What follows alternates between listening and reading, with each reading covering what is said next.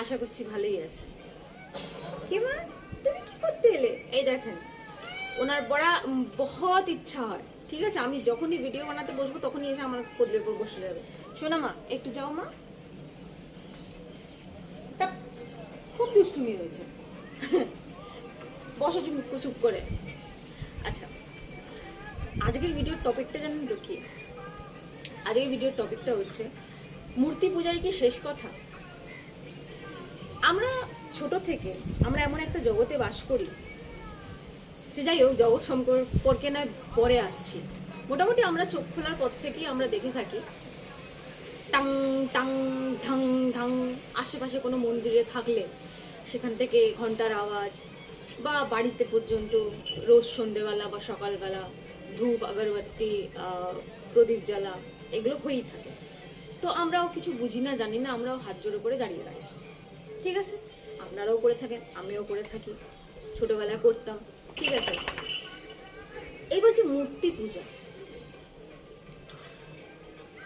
জানেন তো, এই যে ভগবান কনসেপ্টটা না, এটাকে কনসেপ্ট বললেও ভুল হবে হয়তো, আমরা এটাকে কনসেপ্ট বানিয়ে নিয়েছি।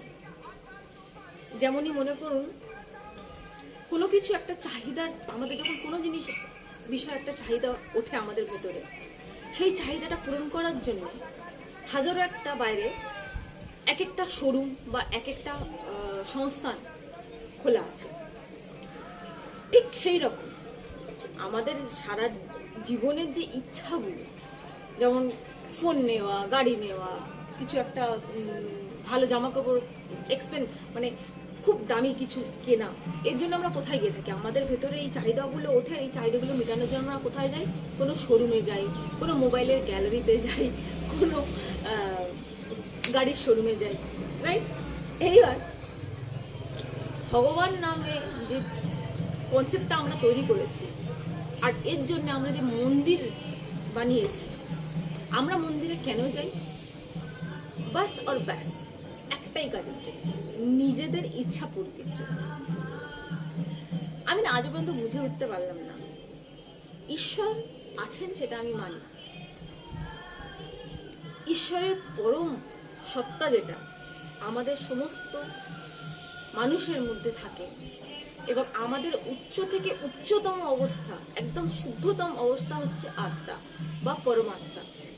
এই আত্মা মানে আমাদের অহংকারের শুদ্ধতম রূপ যেটা, সেটা হচ্ছে আত্মা। সেই আত্মা হচ্ছে ঈশ্বর। আমাদের সমস্ত মানুষের ভেতরে সেই আত্মা আছে, কিন্তু আমরা হাত জোড়ে করে গিয়ে মূর্তির সামনে, ঠিক আছে, এবার আমরা এটা ভেবে নিই যে মন্দিরে মন্দিরে বা মাঠে ঘাটে যেখানেই দেখি, বা দু কদম চলতে গিয়ে একটা যদি পাথরের শিলাও রাখা থাকে, সেটাও ভগবান চারবার এই পা লেগে গেছে চলতে থাকে আমাদের। মানে আমরা বিশ্বাস করি না অন্ধবিশ্বাসী, এর যে ফারাকটা না, আমি আজও পর্যন্ত করে উঠতে পারলাম না। একটা মানুষকে আপনি দেখবেন, সে হয়তো বিশ্বাস করে ঈশ্বর, কিন্তু তার বিশ্বাসটা এতটাই ফেটে পড়ছে, উঠলে উঠছে, যে মানে সে একটা পাথরকে পর্যন্ত ছাড়ে না, একটা ইটের টুকরোকে পর্যন্ত ছাড়ে না। অথচ সেই মানুষটি দিনে রাতে কুকুর বেড়াল এরা যদি তাদের বাড়ির ধারে বারেও আসে, ডান্ডা ইট তুলে মারে। আমি ছোটবেলায় একটা বই পড়েছিলাম স্বামী বিবেকানন্দের, তাতে স্বামী বিবেকানন্দের সমস্ত কিছু লেখা আছে। তাতেই এটা লেখা ছিল, জীবে প্রেম করে যেই জন সেই জন সেবিছে ঈশ্বর। কিন্তু মজার বিষয়টা হলো এই, যে আমরা সারাদিন ভগবান ভগবান ভগবান করে করে যেন ভগবানের নামে ওই কোকাকোলার ঢাকনা খুললে যদি একটু নাড়িয়ে কোকাকোলার ঢাকনাটা খোলা যায়, যেরকম গ্যাসটা বেরোয় না বুবুর বুবুর করে, ওই রকম মানে সারাদিন আমাদের ভেতর থেকে ভগবান ভগবান উঠলে উঠছে, ঠিক আছে, কিন্তু জীবে প্রেম আমি দেখতেই পাই না। একটা কথা, আমি কিন্তু এটা সমস্ত মানব জগতের জন্য আমি বলছি না কথাটা। হ্যাঁ, কিছু মানুষ আছেন যাদের আমি সত্যি প্রেস করতে দেখি, বা সত্যি আমি তাদের দেখেও মানে মনটা বুকটা ভরে যায় আমার। তারা সমস্ত পশু পাখি, ছোট্ট একটা পিঁপড়ে হলেও তার টেক কেয়ার করে, মিনস একটা পিঁপড়ে টেক কেয়ার আপনি কি করে করবেন? যে আপনি দেখতে পাচ্ছেন চোখে যে হ্যাঁ আপনার পায়ের তলায় আসছে, আপনি পাটা সরিয়ে নিতে পারেন, এর চেয়ে বেশি তো টেক কেয়ার করতে পারবেন? এটা করাও সম্ভব না। কিন্তু নর্মাল যে কথাগুলো আমি বলছি, এই মানুষ আমার আপনাদের মতনই মানুষরা, আপনারা হয়তো দেখেছেন কোনো সময় কোনো জ্যোতিষী বলে দিল ভাই তোর ওপর রাহু ঘুরছে, ভাই তোর ওপর দেখে নিস শনি কিন্তু ঘুরপাক খাচ্ছে, শনির কুদৃষ্টি আছে, কি শনির বেকাদৃষ্টি আছে। তা কি করবো বাবা? বাছা তুই যা, গিয়ে শনিবার করে কালো কুত্তাকে নিয়ে আয়, কালো কুকুরকে খাবার খা। এইবার সেই মানুষটি যে মানে কুকুর বেড়াচ্ছে সহ্য করতে পারে না, এই যে জ্যোতিষী বা মহারাজ তাকে বলে দিয়েছে কালো কুকুরকে খাওয়াতে হবে, নালে তার উপর থেকে শনির ছায়া যাবে না। মানে এতটাই ভয়ঙ্কর, এতটাই ভয়ভীত হয়ে আমরা থাকি। সেই কটা দিন, সেই কটা শনিবার সে বলে দেবে, সে কটা শনিবার পাগল কুকুরের মতন কালো কুকুরকে খুঁজতে বেরোবে, কি না তাকে খাবার খাওয়াবে। আর যখন সে খাবারটা নিয়ে কালো কুকুরে যায়, কালো কুকুর তাকে দেখে ভয় পেয়ে দৌড়ে পালায়। তা দৌড়ে পালাবেন না তো কি করবে? সারা জীবন সে একটা বিস্কুট বা একটা রুটি তাকে এমনি দিল না, শনিবার হতে না হতে একেবারে কাঁচা টাইট করে বেঁধে তার পেছনে দৌড়লো খাওয়ার দিতে, আর অন্য সময় সে তার দুয়ারে এলে লাঠি বা ইট পাটকেল যেটা হাতের করে পাবে সেটা ছুঁড়ে মারছে। তা কি পশু ওইভাবে আসে? মানে আমি না বুঝে উঠতে পারি না ঠিক। আমি জানি না আপনারা কতটা আমার সঙ্গে এই কথাটার সামঞ্জস্য আপনাদের সঙ্গে আমি মেলাতে পারছি। কিছু বন্ধু আপনাদের মধ্যে হবেন, আমি বিশ্বাস করি যে আপনারাও খুব ভালোবাসেন।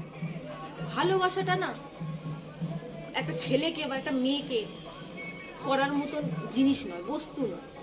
ভালো যে বাঁচতে জানে, যে প্রকৃত প্রেম বোঝে, সে তার বাবা মাকেও প্রেম করবে, সে তার গার্লফ্রেন্ডকেও করবে, তার ওয়াইফকেও করবে, সবাইকেই করবে। একটা পশু পাখি যে সামনে থাকবে তাকেই প্রেম করবে। প্রেমটা শিখতে হয়, প্রেমটা জানতে হয়। এই কোন দিন জ্যোতিষী বলে দিল তখন আমি যাবো কুকুর বিড়ালকে খাওয়াতে, কোনোদিন কেউ বলে দিল হ্যাঁ ভাই তুই 4টে রবিবার 4টে সোমবার তুই গাইকে সেবা কর, গরুকে সেবা কর, সে ছুটলো গরুকে সেবা করতে। আর সারা জীবন সে গরুর দুধ দুইয়ে গেল। গরুর দুধ মানে কি? রক্ত। যতদিন সে গরুটা দিতে পারলো দুধ দুইলো, তারপরে যখন সে দিতে পারলো না তাকে উইদিন আ সেকেন্ড কাটতে পাঠিয়ে দিল। এইটা আমাদের জীবে প্রেম? কি ধরনের প্রেম এগুলো? প্রেম তো উজাড় করে দিতে জানে, প্রেম তো নিতে জানে না। প্রেম শুধু দুহাত ভরে বিলোতে জানে, সে নিতে জানে না। আমরা কিরকম প্রেম করে আছি। আর এটা এই প্রেম যেটা, এই যে ঈশ্বর পূজা, ঈশ্বরকে সত্যিই যদি আপনারা পুজো করেন, সত্যি যদি ঈশ্বর মানে, ঈশ্বরের বানানো সমস্ত ইহ জগৎকে আপনাদের পুজো করতে হবে। আপনারা কি সেইকে টেক কেয়ার করেন? আজ যদি আমরা সেই টেক কেয়ার করতাম, আজ যা লাদাখে যে আগুনটা জ্বলছে, ইয়েস লাদাখে যে আগুনটা জ্বলছে, যে ধরনের ধর্মঘট হচ্ছে, এগুলো কিছুই হতো না। আর না হতো আমাদের পৃথিবীতে গ্লোবাল ওয়ার্মিং। যদি সত্যি আমরা সবকিছুকে ভালোবাসতে পারতাম, প্রেমটা জানতাম, তাহলে এই 9/6 হতো না। আজ এমন অবস্থা পৃথিবীর বুকে কি এই বাড়লো বলে তাপমাত্রা এই বোধহয় বাড়লো। আর দেখুন না জায়গায় জায়গায় ওয়েদারের কি অবস্থা হয়ে রয়েছে। কোনো জায়গায় হিট এত বেড়ে গেছে, কোনো জায়গায় বৃষ্টি হচ্ছে না, আবার কোনো জায়গায় আবার বন্যা বয়ে যাচ্ছে, কোনো জায়গায় এমন কালবৈশাখী চলছে সেবারে বলার মতন না। আপনারা জানেন তো ফসল যে আমরা খাই, যে অন্নগুলো, এগুলো একটা স্টেবল টেম্পারেচারেই কিন্তু হয়। খুব বেশি বৃষ্টিও এদের জন্য খারাপ, খুব বেশি রৌদ্রও এদের জন্য খারাপ। আগামী দিন এমন আসতে চলছে যে সে এমন একটা দিনে আমরা যেতে চলেছি, তখন ফসলও আপনারা পাবেন না খাওয়ার জন্য। আর এগুলোর জন্য মূল কারা দায়ী পারেন তো? আমরা, আপনারা আমার মতন মানুষের। আমরা ঈশ্বর প্রেম বুঝি, আমরা মন্দিরে যাই শুধু ভগবান এবছরটা আমাকে পাশ করিয়ে দাও প্লিজ, ভগবান আরে ব্যবসায় বড্ড ক্ষতি চলছে, ভাই তুমি আমাকে এটা করে দাও, আমার ব্যবসাটা স্টেবল করে দাও, আমি তোমাকে অমুক তারিখের অমুক পূর্ণিমায় এসে আমি একবারে তোমাকে ভরিয়ে দিয়ে যাব। ভগবানের বা আগে আর বললাম না, ছেঁড়া গেছে, ঠিক আছে, ভগবানের দায় পড়েনি। তবু আমরা কেন বলুন তো এরকম হারকাত করে থাকি? আমরা এগুলো করতে খুব ভালোবাসি, আমরা এটা বিশ্বাস করি। এই বললাম না, বিশ্বাস আর অন্ধবিশ্বাসের মাঝখানের ফারাকটা না বহুত বড়, বহুত বহুত বড়। আজ পর্যন্ত আমি করে উঠতে পারলাম না। আমরা প্রতিনিয়ত আমাদের ছোট বড় জিনিসের জন্য ভগবানকে দায়ী করে থাকি। বাচ্চা হচ্ছে না হচ্ছে না, কাজ কে দায়ী? ঈশ্বর দায়ী। একটা দুটো তিনটে চারটে হয়ে গেল বাচ্চা, ভাই আমি আর কি করব, ঈশ্বরের দান, তাতেও ঈশ্বর করছে, আমরা তো কিছুই করব না। কোনো একটা কোনায় রেপ হয়ে গেল, সেটাও ঈশ্বর করিয়ে দিয়েছে বোধহয়। কোথাও ডাকাতি হয়ে গেল, সেটাও বোধহয় ঈশ্বর করাচ্ছে। মানে আমরা না জাস্টিফাই গুলো এমন ভাবে করি, আমাদের সুবিধা মতন জিনিস হলে সেটাকে আমরা তপ করে তুলে দেবো ঈশ্বরের কোলে, আবার আমাদের সুবিধা মতন না হলে আমরা সেটাও তুলে দেবো ঈশ্বরের খাতায়। আমরা কিছু করছি না, আমরা তো ঝাড়া হাত পা, আমরা থোড়ি কিছু জানি। মানে অদ্ভুত সমাজ, অদ্ভুত পরিবেশ। কতটা আপনারা কি মানে বুঝছেন বা কতটা আপনারা মানে দেখেন এগুলো আমি জানি না। আমি প্রতিনিয়ত রোজ এই জিনিসগুলো ফেস করি এবং দেখতে থাকি, আর রীতিমতন ঝগড়া হয়ে যায়। আমার স্বভাব ফাইট করা, আমি তো করব, কে এলো কে গেল আমার তাতে কিচ্ছু যায় আসে না।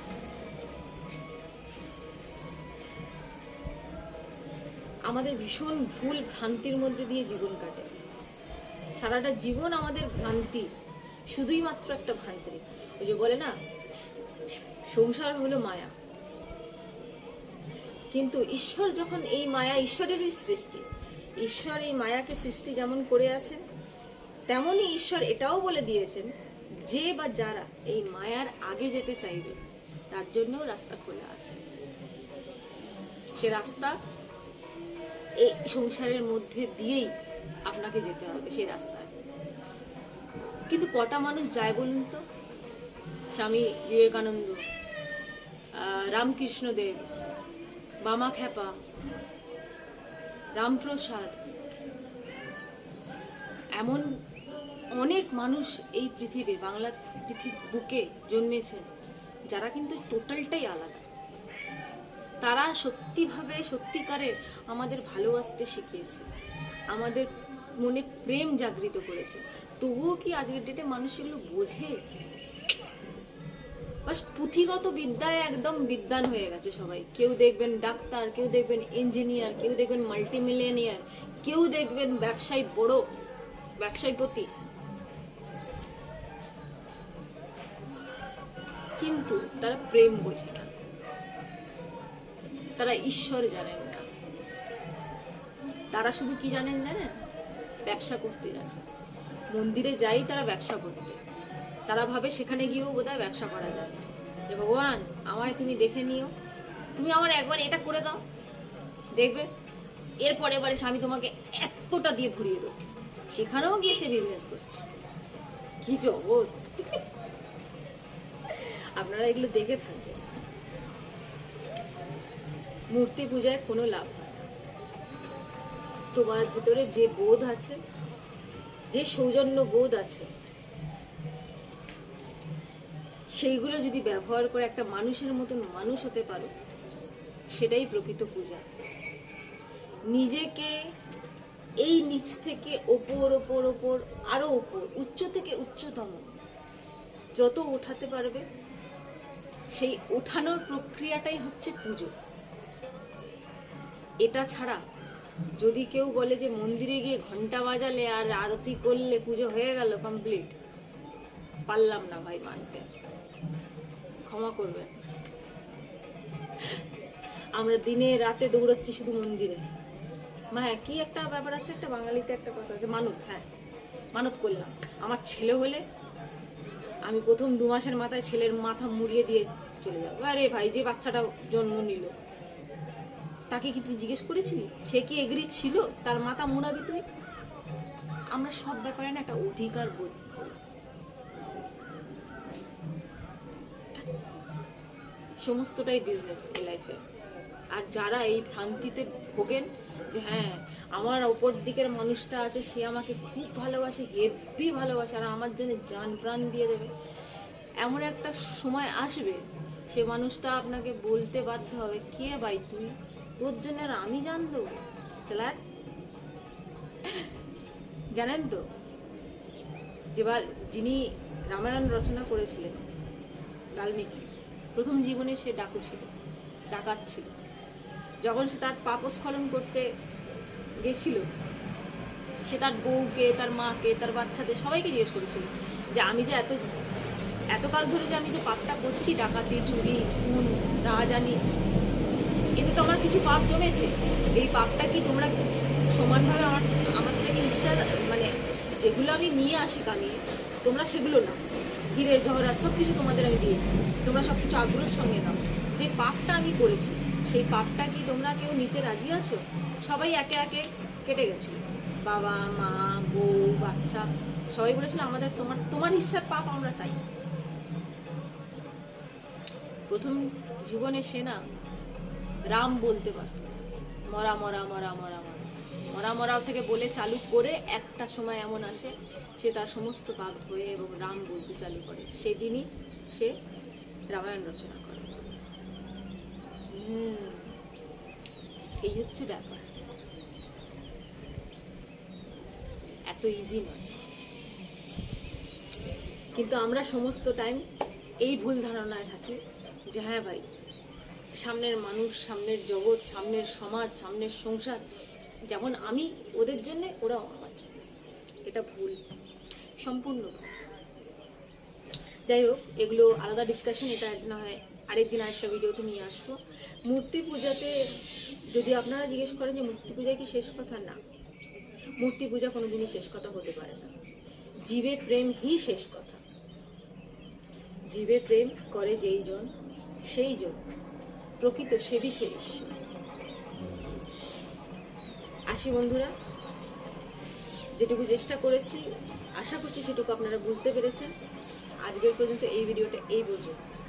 যদি ভিডিওটা আপনাদের মনে ধরে থাকে, আরও আগে থেকে আগে কী করবেন আপনারা, লাইক শেয়ার আর সাবস্ক্রাইব, তাকে আরও মানুষ যেন এই ভিডিওগুলো দেখতে পায়, তাদের যেন কিছু উপকার আসে।